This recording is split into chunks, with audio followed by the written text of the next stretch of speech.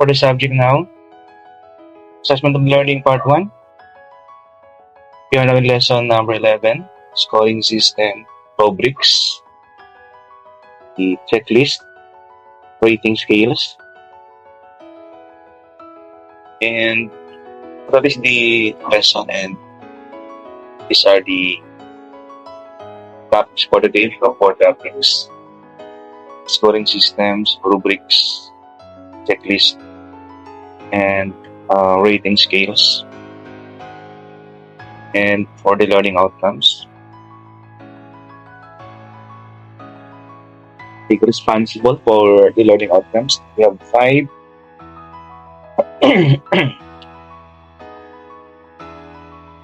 We just read and digest. So after the lesson, these are the things that you are capable of doing. And let's go to the topic. Scoring systems. Ito yung mga is crucial. As educator, this scoring system is crucial for us. It provides objectives. It provides objectives, consistent, and transparent evaluation of students. We are not guessing.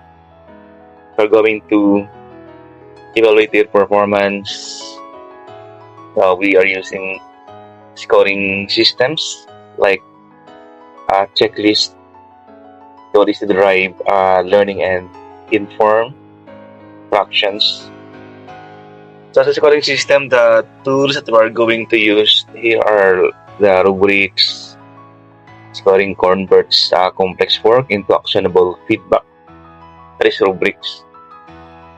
Clarifies expectation. Di ba sabi natin from the start, umpisa pa lang, we are rolling out the rubrics so that we will clarify the expectation for us and for the students. They will be informed if what are the expectations, and for the teachers, it will help us to identify learning gaps, and of course to improve the teaching strategies.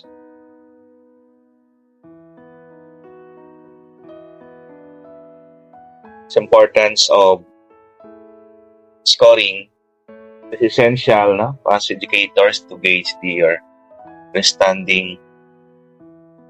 Example, row scores is essential for objective recording.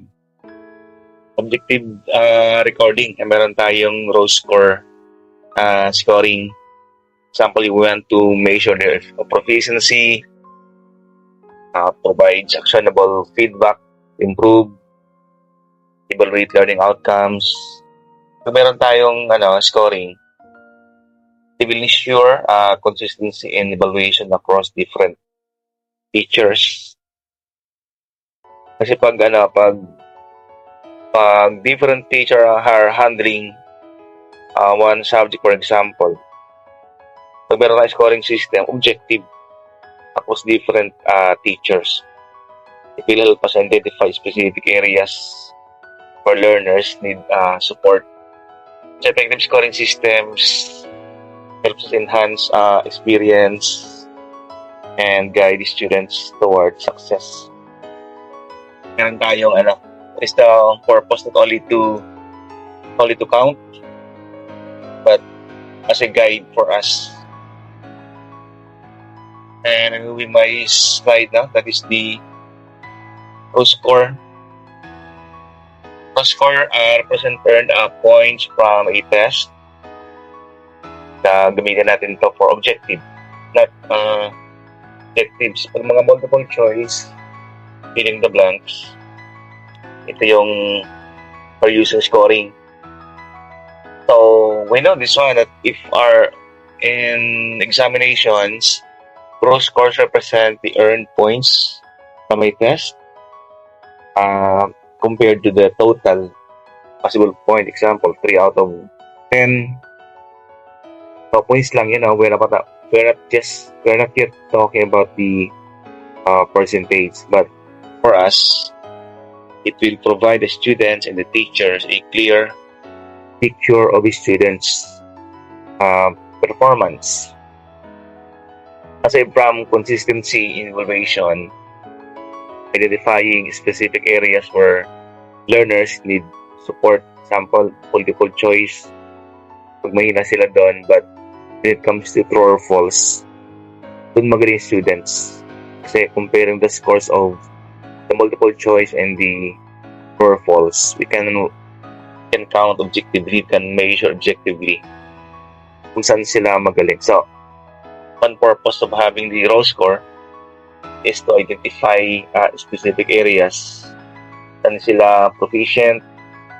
And of course, it will give us feedback mechanism for improvement ng ating mga students. And moving to slide number 7, we have here percentage in assessment, providing precise numerical percentage, by the way, compared to the raw score,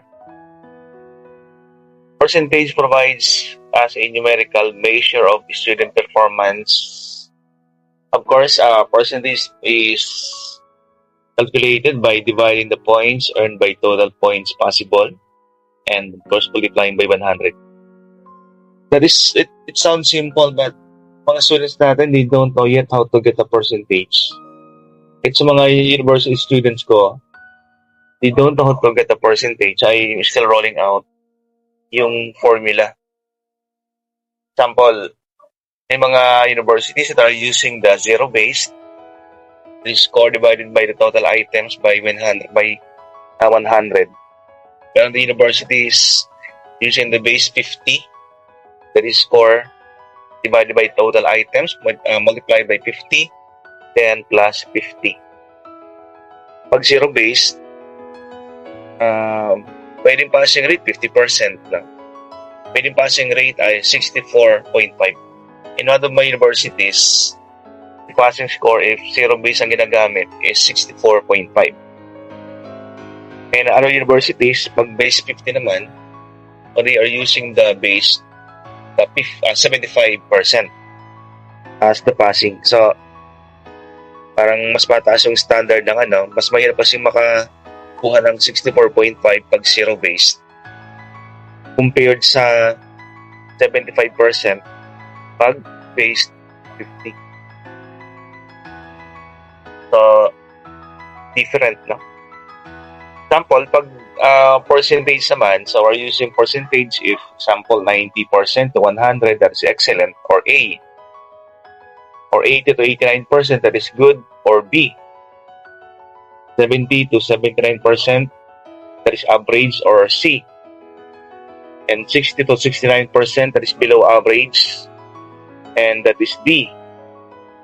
And pag below 60%, that is an F, or fail. Kasi ibang school, they are using the B+, the A+, the A, the A-. Example, 90 to 100% A. O pwede namang 97 to 100% A+. Or 94 to 96, flat A. Or 90 to 93, A-. May mga school na ganun ang rating. In one of my universities, ganun ang rating. A+, A flat, and A-. Okay, that is the zero-based and the base 50. Let's go to the next one.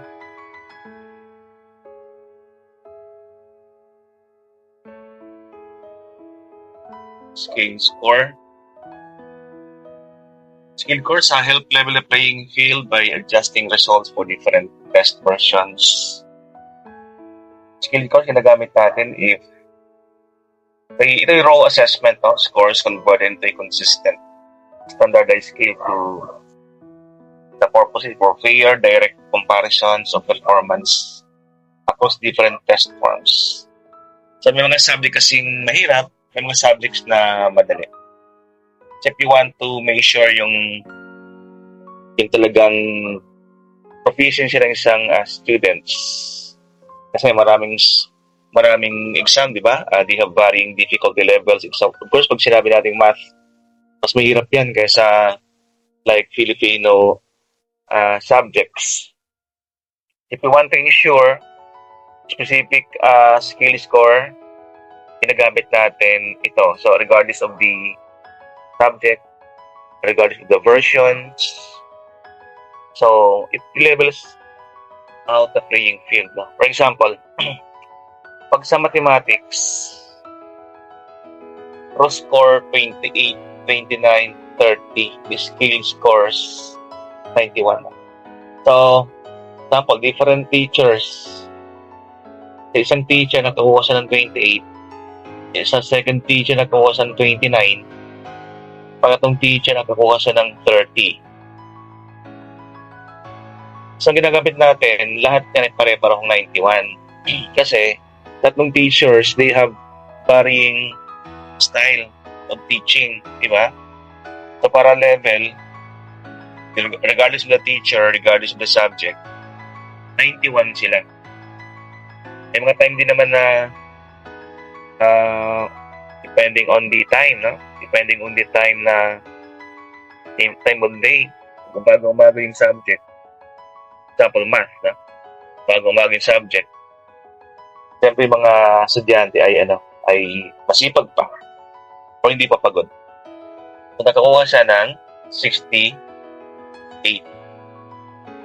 Pag sabi ko ay bandang hapon na, medyo pagod na sila. Nakakuha lang sila ng 65. So, factor kasi yung pagod na sila. So, minsan 65, minsan 68, depending on the time, no? Pero, to level the playing field, meron silang 101 ang binibigay na scale score. That is the idea of scale scores.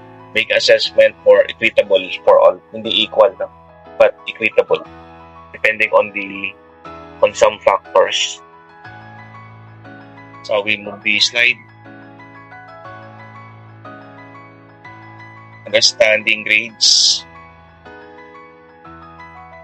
and performance levels. Grades and performance provide clear indicators of student. Kasi sabi ko kanina instead of giving 97%, 98, pag ang student ay example prep or kindergarten,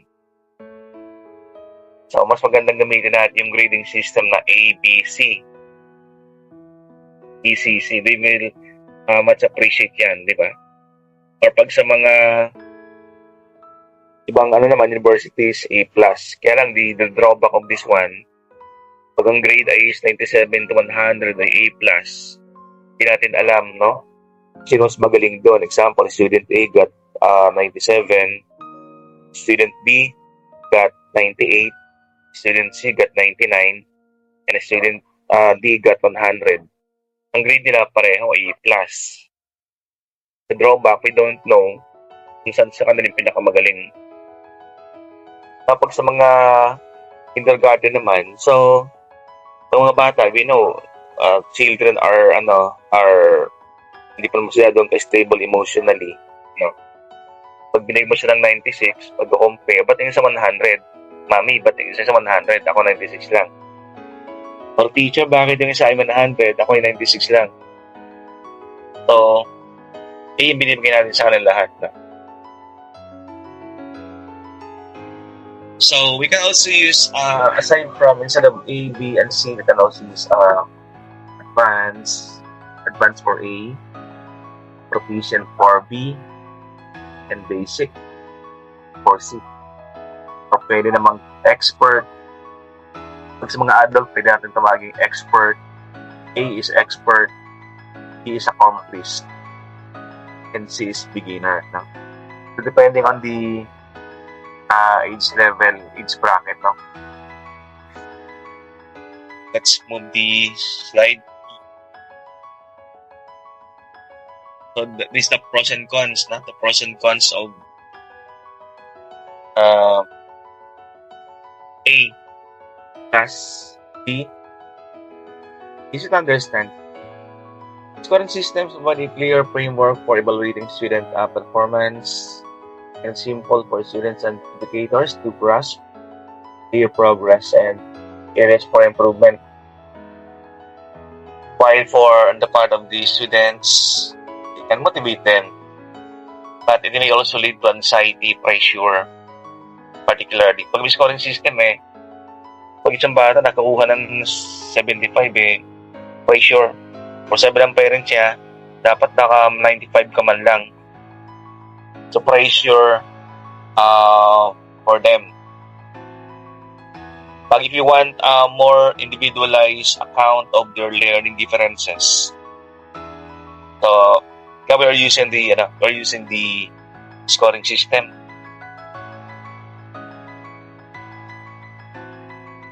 So multiple choice test. So we have been talking about this one na pag ang multiple choice ay ginagamit natin, board examination or using multiple choice.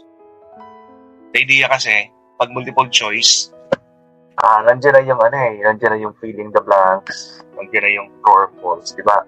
Nandiyan na yung elimination.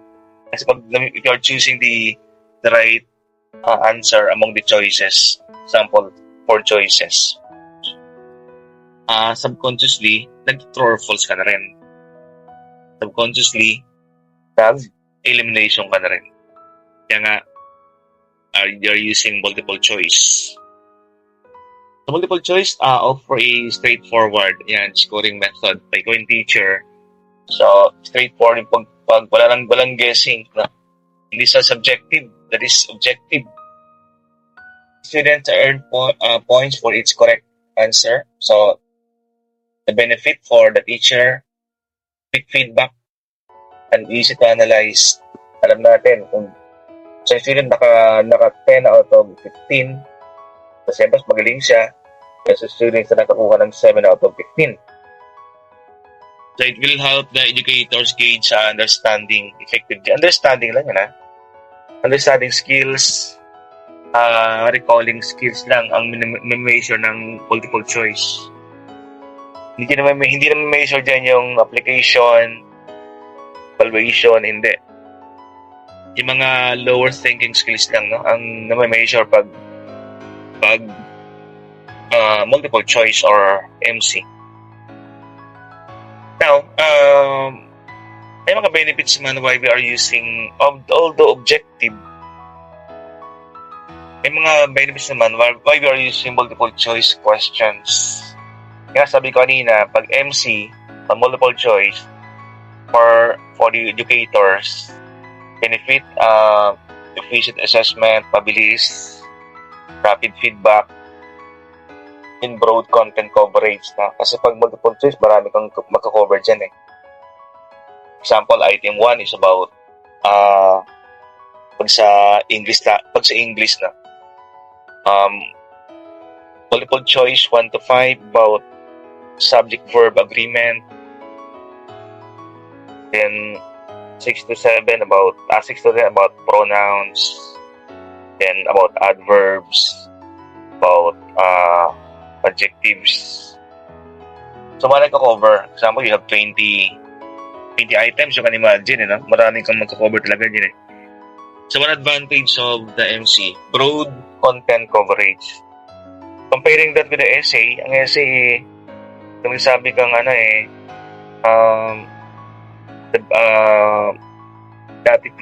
the good traits of Andres Bonifacio, for example.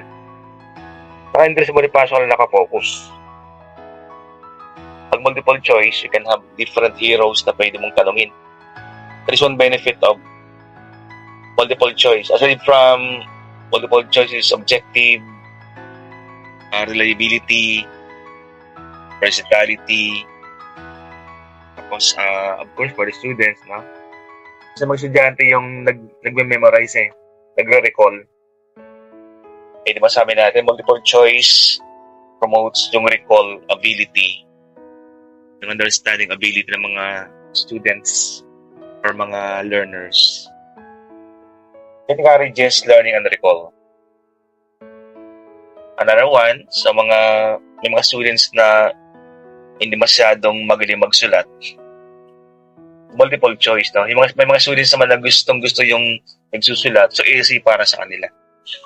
So to cater for the different intelligence, multiple intelligence, nagpapa-recall tayo, nagpapa-essay tayo, nagpapa-drawing, nagpapa-true false, nagpapa-analogy, no? To cater to different type of learners natin. Because of the multiple intelligence. Let's move this slide.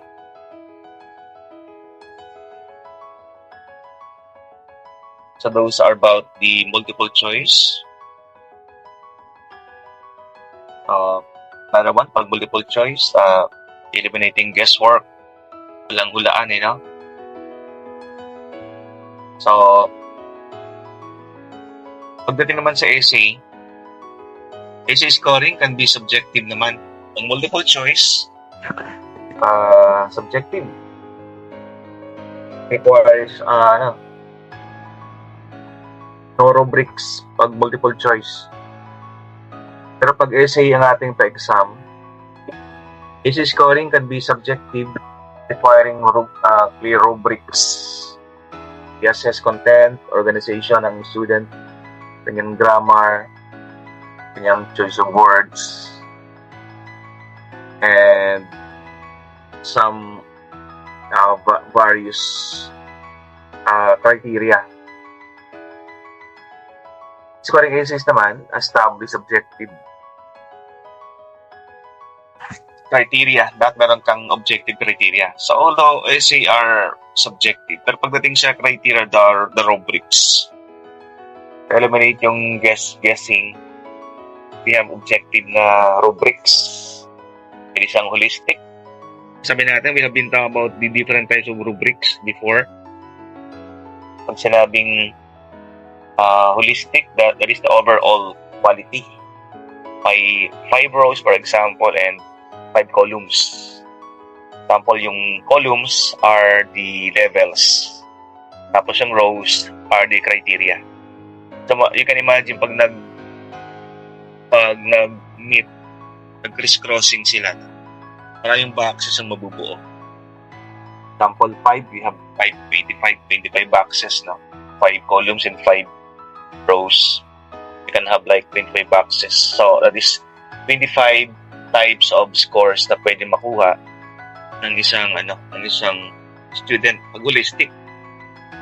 Meron tayong analytic. Analytic, specific naman to, itemized traits. Example, pwedeng columns lang, wala nang rows. Or pwedeng rows lang, wala nang columns. So, mas konti yung possible scores na makuha ng isang estudyante pag analytic. Pag analytic, medyo mabilis mag-scoring, no? Mabilis ang pag-score kasi konti lang pagpapili ang mga grades. Pero pag holistic, maraming possible grades pwede ibigay sa mga students natin. And the reason why rubrics, of course, to ensure consistency and minimize bias. May bias pa rin, but comparing to assessing yung essay na walang rubrics, mas may bias pag walang rubrics, no? Pero pag using rubrics, although may bias pa rin, but may minimize, kunti na lang yung bias na pwede mangyari. So, effective evaluation involves grading anonymously, assessing one question across all papers at once, and using multiple raters for high-stake tasks. And that is about essay. We cannot avoid giving essay type. No? Sabi natin kanina, may mga students na magaling sa multiple choice. Paano naman magaling sa writing? That is why we're giving essay sa mga exams natin. Example, test 1 is about multiple choice. Test 2 is about true or false. Test 3 is about enumeration. And test 4 is about essay. So, para lahat ay lahat ng klase ng intelligence ay makita natin.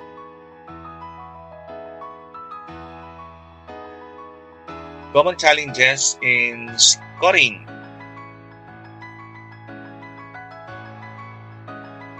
May advantage pag using scoring system, but meron namang common challenges.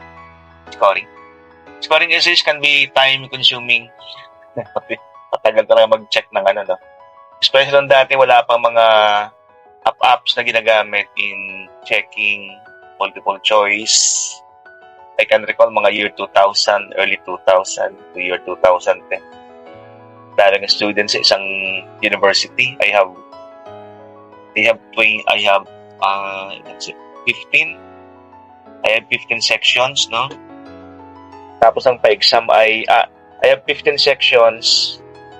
Then bawat 15 ba or mga 12 to 15 sections siguro. 12 to 15 sections. And each section has on the average 50 students. So you can imagine, 50 students, multiply mo yan ng 12 sections. I have 600 papers to be checked. Tapos ang pa-exam ko, multiple choice. So you can imagine, before, ang tagal mo mag-check. So nagpapatulong pa nga ako pag-checking. Time consuming, ilang araw yan.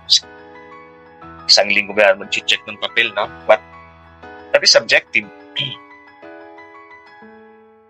Now,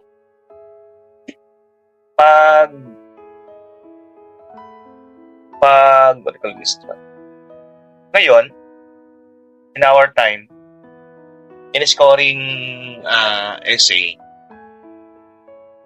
we can use apps na, no? May mga apps na na just type yung pinaka ideal answer, then the app will compare the answer to the students. So yung ideal answer, example, ay meron kang type na ideal answer, 3 paragraphs, may opening, may middle paragraphs, may mga samples, no? Meron kang closure paragraph then. You can scan the work of the students and you compare that to the apps. At magko-compare siya using AI, of course. So time-consuming din yan sa atin kasi mag-i-scan ka. Pero yung time, inalilesen. Kasi 600 pa rin papel na or tas booklet na yung i-scan eh. But of course, it significantly reduce the time compared dati na you will read. Educators frequently face difficulties in providing fair assessment, which can impact both teaching. May mga challenges. So common challenges, more on common challenges in scoring. Inconsistent or missing data, high rates of human error. Pag pagod ka na, siyempre, nagkakamali ng pag-checking. Pag manual processing ginagamit natin. Sometimes we don't define clear metrics or hindrance, for example, tool-related technical issues, lack of actionable insights, subjectivity or unfairness in assessment, particularly with peer or subjective evaluations. For example, pag ang in-evaluate mo ay pamangkin, mag-anak, so meron pa rin magkaroon ng biases. Let's move to the next one. So once again, we are additional discussion about rubrics. Scoring rubric is a detailed guide with criteria. May criteria. Madalas yung rows, yun ang criteria. Tapos yung columns are the performance level depending on the subject. It can be work, project, or skills ang ating mini-measure. For example, pwede siyang high, medium, and low. But normally, yung first column is that is yung pinakamataas. Then the last column, that is the lowest. Then you want to achieve clarity and consistent grading. That is the reason why we are using our rubrics, expectations, feedback. So, pag nag-check ka ng essay, magtanong students na bakit yung kanyang score ay ganito. So, you will bring out your rubrics to give them feedback. Now, this one is a sample. So, meron tayong sample dito ng rubric. No? Yung mga rows are the criteria. The columns are the level of performance. Example, exceptional, average, and poor performance. And advantage of the rubrics, of course, fairness, kasi nga, you're not guessing. Hinulaan yung mga sagot nila, di ba? Transparency, kasi you can show the rubrics, mga students natin, before the start of the exam or after. And giving feedback, we are transparent. And time saving, kasi mabilis ka hindi ka na masyadong manghuhula. Kasi minsan, pag nanghula ka, tagal din. So, for example, no, that is for some subject. But if the subject, for example, is essay, pag essay ang ating the essays for the rubric, for example, yung mga criteria ay pwede siyang quality of writing. The first criteria, the quality of writing. Second criteria, the grammar. Third criteria, pwede organization. Fourth criteria, the choice of word. Sentence construction. No? Yung level of performance naman pag-essay ang chinecheck natin, the highest level can be expert level. Second, the accomplished level. Yung pangatlong level, the capable level. Then the lowest level sa essay, in mga beginner. So, holistic yan, no? Holistic rubrics ang ginagamit natin kasi maraming rows, tapos marami rin columns. But, yun nga, sabi ko kanina, the drawback of holistic, marami kang grades, possible grades na pwedeng ibigay. Kasi, comprehensive. So, according to survey,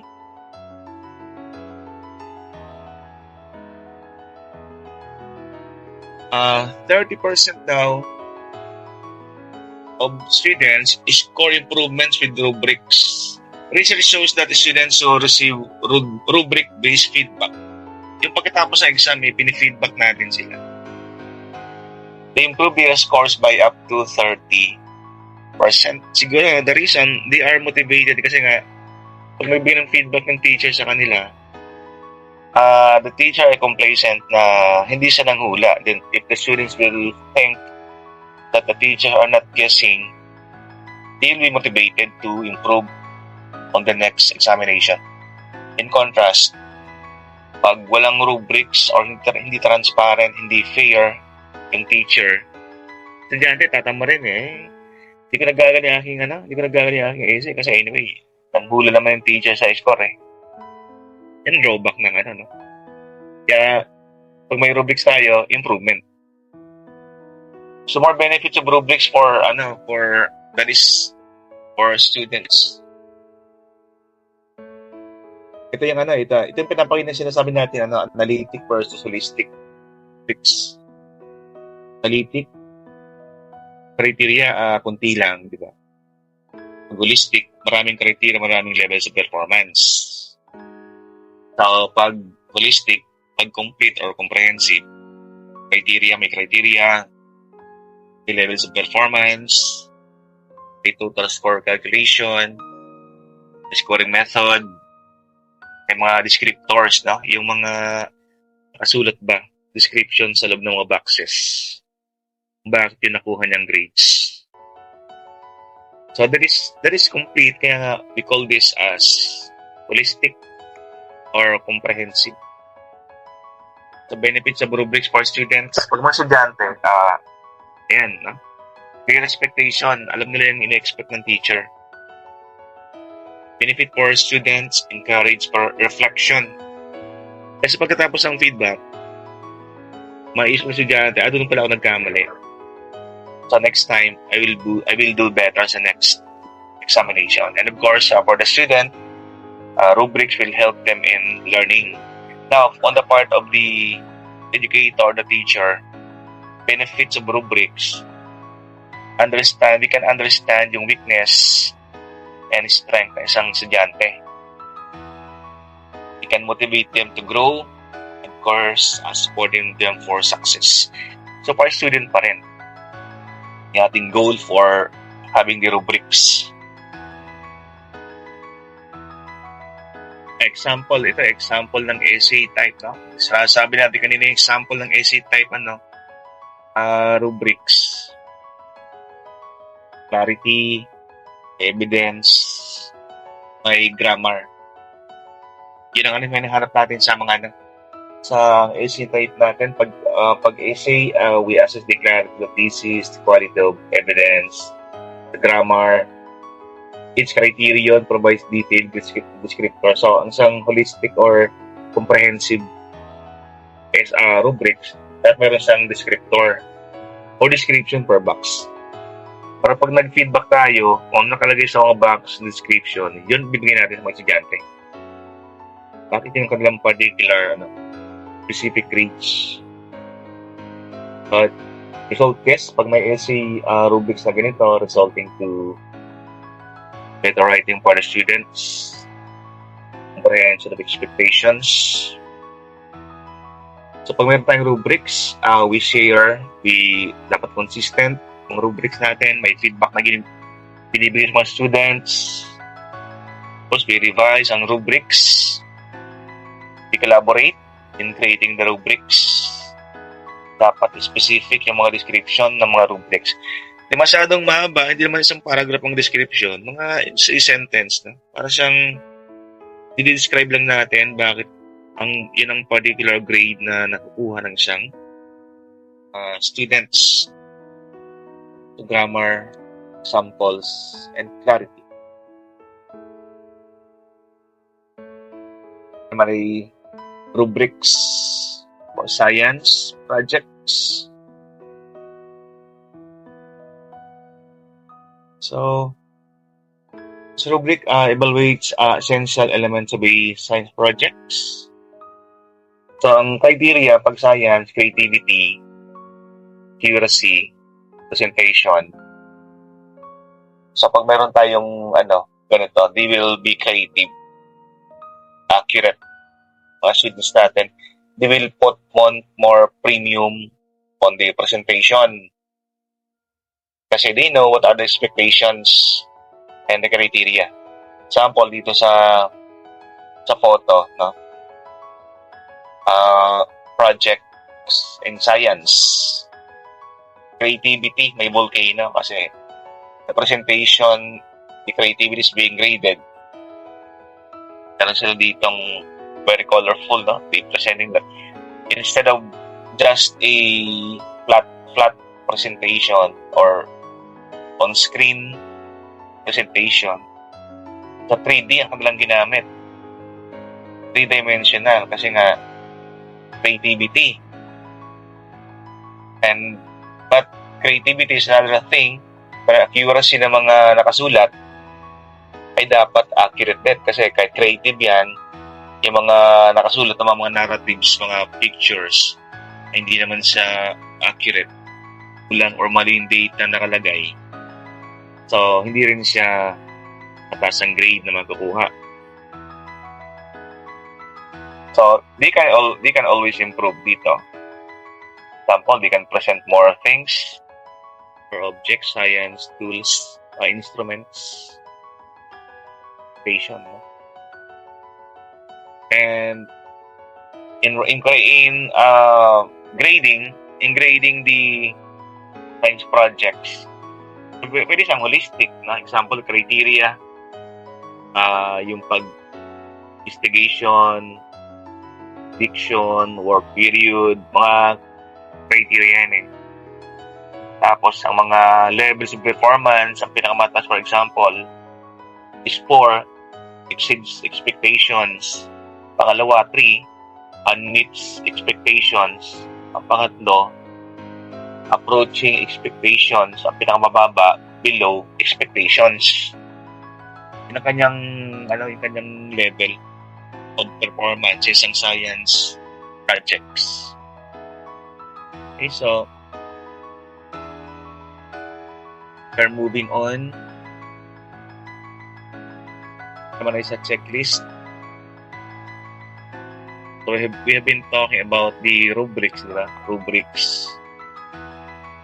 Now, another way of scoring yung mga work ng mga estudyante natin is the checklist.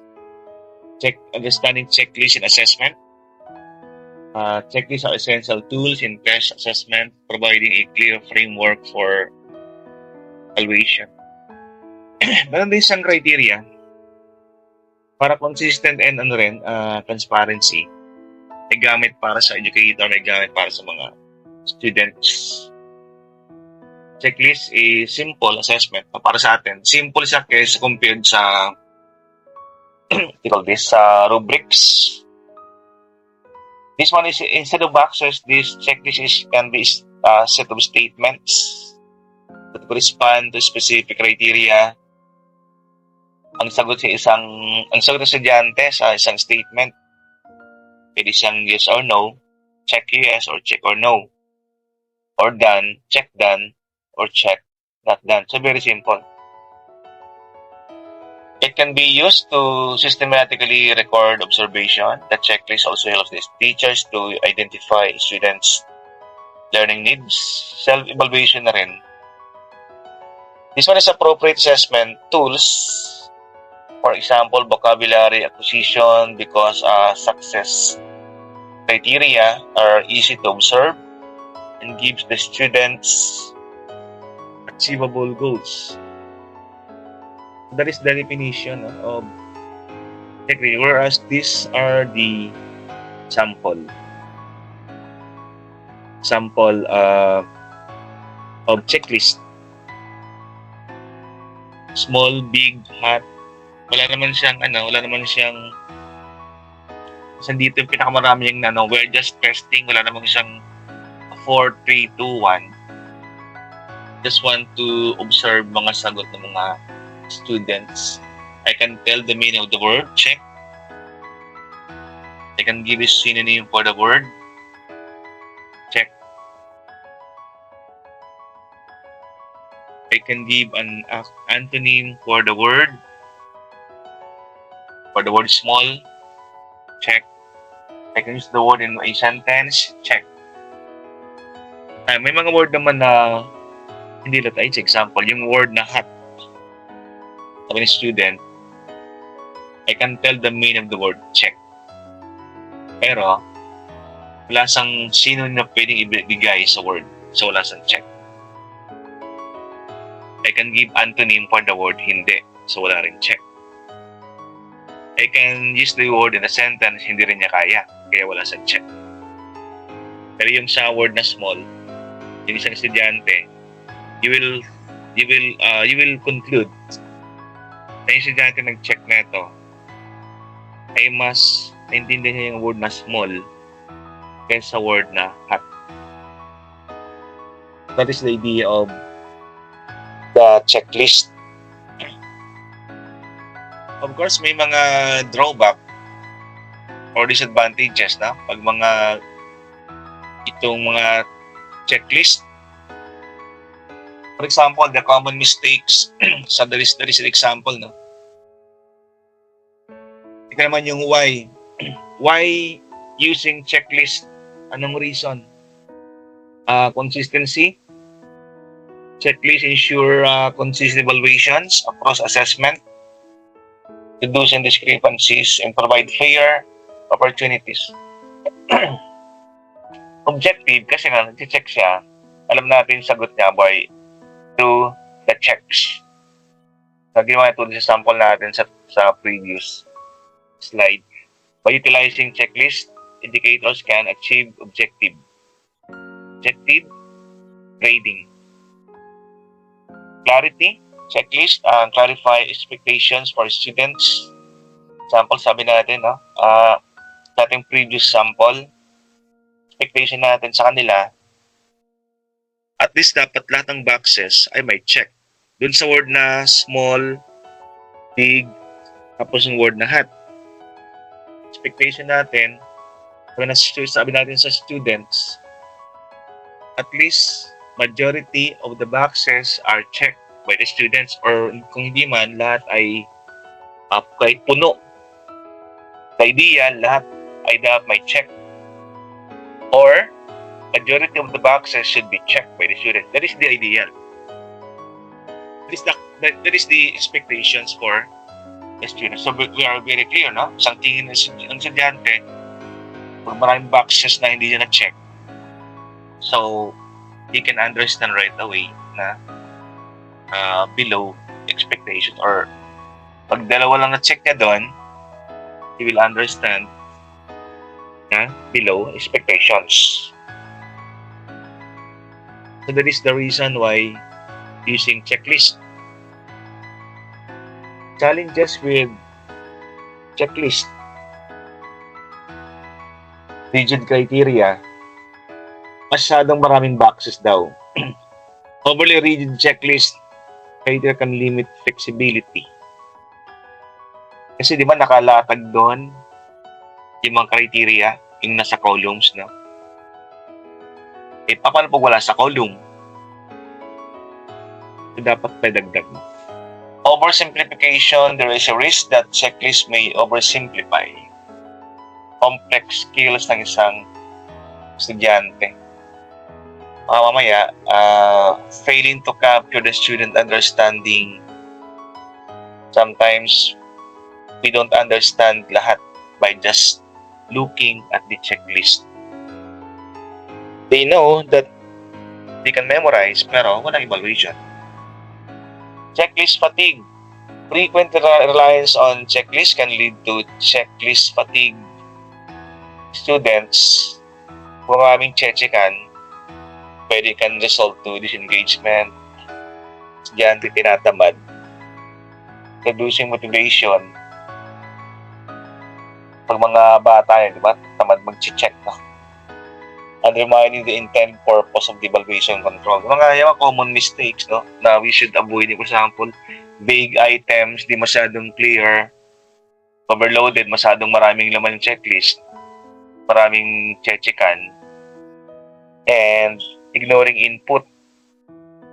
So sometimes the teacher or the administrator of the exam, hindi na mga gumagamit. Dapat simple lang yung checklist. Dapat hindi rigid yung criteria. Dapat konti na mga box sa chechekan. And we will not consider the input. Ignoring the input, those are mistakes of the educator. So moving to the next slide. So after the rubrics, after the checklist, we'll move to rating scales in test assessment.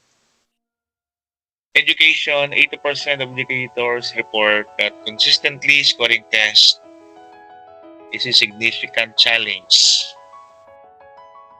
Rating scales provide clarity and structure, enabling teachers to assess student performance more accurately and fairly.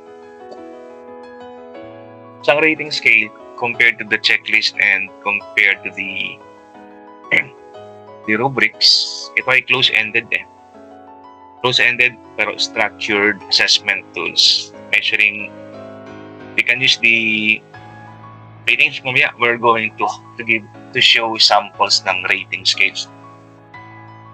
So, ginagamit natin to, example, to measure attitudes, behavior, or performance ng isang students. So, hindi sa not just the memorizing. Pag checklist, we are assigned example values, numerical values, descriptive values. Kasi pwedeng 5, 4, 3, 2, 1. Pwede namang Likert. Example, always, often, occasionally, sometimes, never. Pwedeng descriptive eh. Sample, no? Sample ng rating scale, Likert. Mga research from a survey, di ba? We're using Likert. Likert, descriptive. Pwede naman numerical values, 5, 4, 3, 2, 1. Para standardized, objective. And efficient pag-quantify ng mga data. Whether it is in educational and psychological evaluations. So, understanding, ito example ng rating scale. Understanding rating scale are essential tools. We assign numbers, we assign values, assign description, responses. Purpose, help educators effectively measure performance, attitudes, behaviors, para consistent and clear yung ating mga assessment. So, pwede siyang poor. This one is the descriptive values, great, good, okay, fair, and the lowest is poor. But sometimes, mga levels ng mga kindergarten, prep schoolers, beginners na, it's better to use mga stars kasi in the mind the students of the pupils, yung stars is more creative, more engaging, mas may dating sa kanila yung mga stars na 5 stars kasi they don't know yet what is great, they don't know yet what is good, what is fair. Pero pag stars, mas kulay gold pa, di ba? So, mga bata naman, di ba? Mas marami, mas maganda. Pag konti lang, hindi yung maganda. Yeah, 5 star for great, 4 stars for good. So, samples of rating, key aspects of rating scales. We have type of scales aside from the Likert. Likert measures agreement, di ba? Example, strongly disagree, strongly agree, don't agree, di ba? Strongly disagree, strongly agree ang pinakamataas. Strong disagree, ang pinakamababa. So, 7 hanggang 1. Hindi naman numerical rating scale using numbers 1 to 5 or 1 to 10 to represent intensity naman. Pwede naman graphic descriptive scale. Example, the best is excellent, the lowest is poor. You want to rate performance ng mga estudyante nyo, di ba? So, instead of 100, excellent lagay natin. No? Instead of 75, poor yung ating ilagay. Pwede rin frequency. Example, you want to measure how frequent the students are studying at home. You want to know from them. This is always. Pangalawa, sometimes, occasionally, frequently.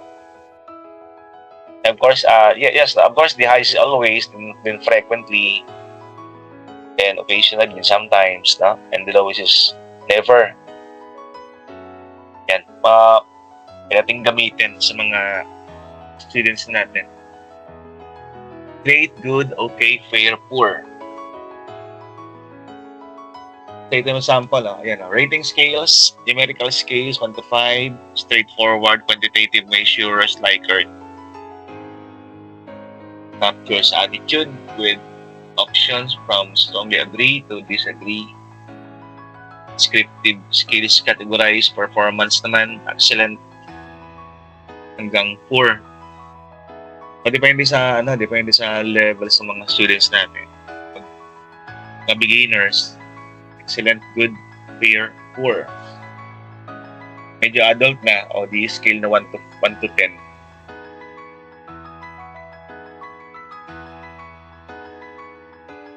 Our rating scales help the teacher, the students, clear grading. Kasi may 1 to 5, may 1 to 10. Rating scale provide a structured framework ensuring grading is more objective pag meron tayong rating scales. Performance insights, we can know the performance ng estudyante natin. We can identify subtle variations. Example, excellent versus poor. Alam natin pinakakuha ng excellent ay medyo magaling. Kuha ng 5, medyo magaling compared sa nakuha ng poor ng 1. Easy analysis, a rating scale simplify the process. Those are the benefit. Meron man sa mga ratings, meron man sa mga drawbacks or disadvantage challenges. Example, subjectivity, challenge, subjectivity. Subjectivity and interpretation can lead to inconsistencies. Kasi different raters may provide performance level differently. Scale width, minsan may mga scale masyadong mahaba, minsan may 7 rating scale na Likert scale. When scales are too broad, example 7 ang scales. Lack of granularity. Cultural differences naman, cultural differences can impact how individuals respond to rating scales. For example, different countries, sa kanila, excellent na yon. Diba naman, ano pa lang yan, moderate pa lang yan. Or may mga countries na nationality or culture na conservative. So instead of giving 7, the conservative, 5 lang. Although that is the best, but they don't want to give 7. They only want to give 5. Kasi conservatism. So this one is the last slide, but for the checklist, successful tips naman to sa checklist kanina. Dapat clear and concise, align with the outcomes, lahat ng ginagawa natin, lahat ng ginagawa, rubrics, rating scale, checklist. Is practice natin dito, dapat clear and concise, dapat be aligned with the outcomes, and these should be formative tools. Formative tools are using the rubrics, checklist, rating scale, encourage ongoing feedback and learning, no, sa mga students natin. Para mas engage, they can self-assess ang mga students natin. They can do self-assessment, promoting growth mindset. So this is the last slide for me for today. And once again, this has been Dr. Cortez. Thank you for watching, listening, and palambing naman to subscribe. Hit the subscribe button and pa-share na rin itong ating presentation. Maraming salamat everyone.